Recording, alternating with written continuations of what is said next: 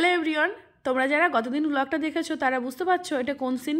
হ্যাঁ, মন্দিরের ভেতরে প্রবেশ করেছি। ব্লগটা আমি ঠিক এই জায়গা থেকে এন্ডিং করেছিলাম, আজ আবার এখান থেকে স্টার্ট করলাম। তবে চলো এগিয়ে যাই, আর কি কি করলাম না করেছি পুরোটাই তোমাদের দেখাবো আজ। আগে একটু বলে নিই, এটা হচ্ছে গৌরাঙ্গ কুটির, এটা হচ্ছে ইসকনের ভেতরে। এখানে খুবই অল্প টাকায় ঘর পাওয়া যায়, মাত্র 100 টাকা থেকে স্টার্টিং। আমি কিন্তু অনেকবার মায়াপুরে এসেছি, কিন্তু আমি জানতাম না এখানে এত কম দামে ঘর পাওয়া যায়। তো আমি আসার আগে একটা ইউটিউব চ্যানেল দেখেছিলাম, সেখান থেকেই দেখেছিলাম, তো ভাবলাম তবে এবার ট্রাই করব। আচ্ছা, ব্লগের শুরুতেই বলছি কিন্তু আজও গলার অবস্থা ভালো না, কিন্তু আগের থেকে একটু উন্নতি হয়েছে।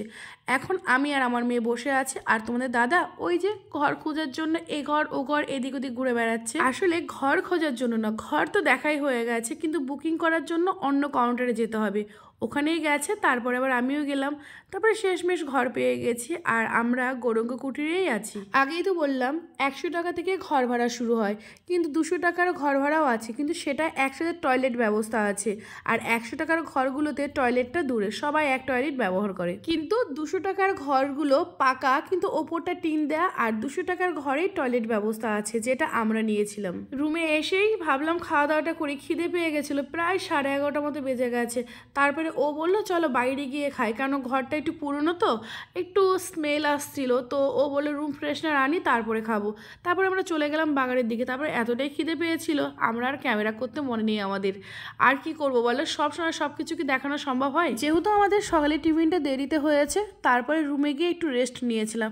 রেস্ট নেওয়ার পরে দেখলাম না, এবার খেতে যেতেই হবে, কারণ একটা নির্দিষ্ট টাইম সীমা থাকে, তো অনেকটাই দেরি হয়েছে, কিন্তু খিদে পাইনি, তবু সেজে কুজে তারপরে খাওয়ার জন্য লাইন দিলাম।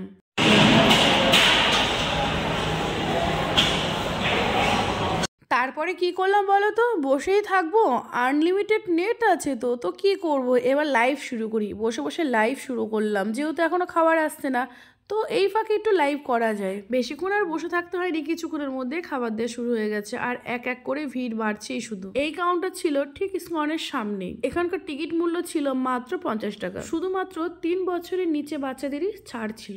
আরও একটা কাউন্টার ছিল গোশালার পথে যেতে, সেই কাউন্টারটায় চেয়ার টেবিলে খাওয়ার ব্যবস্থা ছিল, এবং 600 টাকা প্যাকেজে 8 জন খেতে পারবে, কিন্তু আমরা তো 3 জন, তাই সেই কাউন্টারে গেলাম না। স্পেশাল প্যাকেজ ছিল যেহেতু, নিশ্চয়ই কিছু স্পেশাল হয়তো খাবার ছিল, কি বা ছিল, হয়তো সেখানে পনির বা দই মিষ্টি অ্যাড হতো। আমি যেখানে খেলাম সেখানে 2 প্রকারের ডাল দেওয়া হলো, আর 2 প্রকারের সবজি দেওয়া হলো।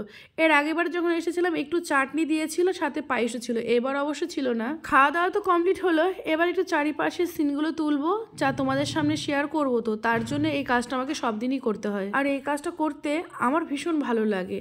আমি জানি ভিডিওতে তেমন ভিউজ নেই, ভিউজ হবেও না, তা সত্ত্বেও আমার ভালো লাগে, কারণ ব্লগ ভিডিও এডিট করতে আমার খুব ভালো লাগে। তারপরে তোমরা কিছুক্ষণ আগে মানে এই জায়গাটাই দেখলে না, সেখানে সব সময় কীর্তন হয়, দিন রাত 24 ঘন্টা কীর্তন হয়। এই দেখো ঠিক এই জায়গাটার কথা আমি বলছি, এখানে দিন রাত 24 ঘন্টা কীর্তন। আচ্ছা, তোমরা কারা কারা এই শীতে মায়াপুর গেলে অবশ্যই কিন্তু কমেন্ট করো।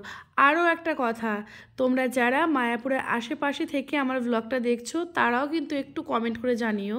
আমি প্রতিটা সময় খুব চেষ্টা করি খুব ভালো শ্যুট করব এবং ভালো এডিট করে সুন্দর একটা ভিডিও তোমাদের সামনে তুলে ধরার, কিন্তু আমি চেষ্টা করলেও আমার নিজেরই মনে হয় হয়তো ভালো হয় না। আচ্ছা, লাইভে এসে আমার একটা বন্ধু বলেছিল এই মন্দিরটার কথা বলেছিল যে ওপেন হয়েছে, না গো এটা ওপেন হয়নি, কিন্তু নিচের একটা ফ্লোর আছে, অনেকটা কাজ হয়ে গেছে।